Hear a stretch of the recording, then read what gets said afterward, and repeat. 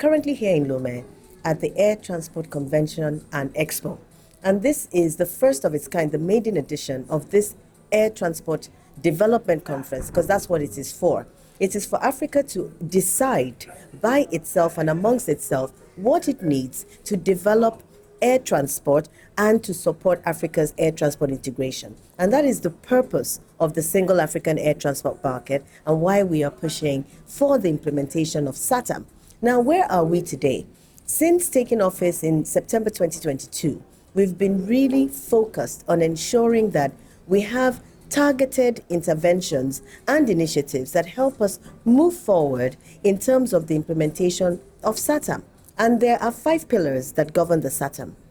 There is the accessibility, meaning how do countries allow themselves to enter each other's markets by air, all right? And also in terms of allowing its people to enter each other. So meaning how the airlines come in terms of the market access as well as the visa openness for African people to be able to move freely across Africa with their trade. The second element is connectivity, meaning the number of routes that are available to connect African cities. And this is really important because Africa is huge. It's bigger than people imagine. You can fit USA, China, Mexico, Europe, many continents even, and countries in the landmass. And so without a robust multimodal transportation system, aviation is the fastest and the safest that in the short to medium term can really help us bridge this gap. Now, the third issue is affordability. We need Africans to be able to fly. 1.4 billion people, but only about 17% of Africans are flying by air.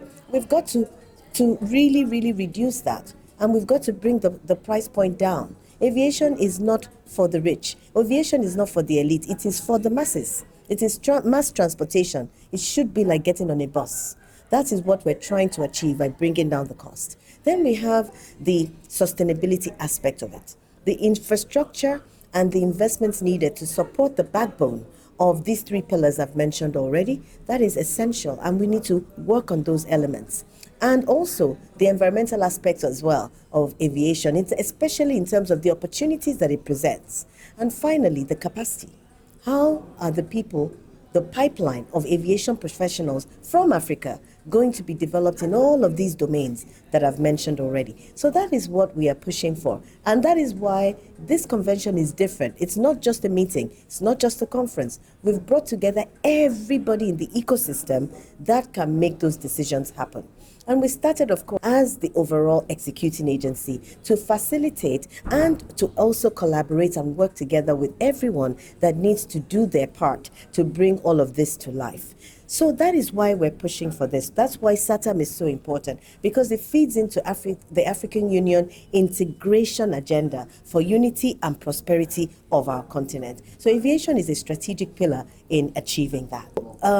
During the opening sessions yesterday, the African Union Commissioner representing the African Union chairperson mentioned that at this last heads of state summit of presidents, they had committed to the fact that next year, 2027, the theme of the AU was going to be the single African air transport market and technology. So leveraging all of that to support Africa's transformation. So this is the moment where we have 6 months or 7 months or so to feed into and develop all of the implementation matrix that we need to, that will feed into the reporting that will go into the heads of state. Because on that stage in February of 2027, we are going to have to go and stand up and give an accounting to Africa to say, this is what has been done so far, and this is our roadmap for how we want to take this forward.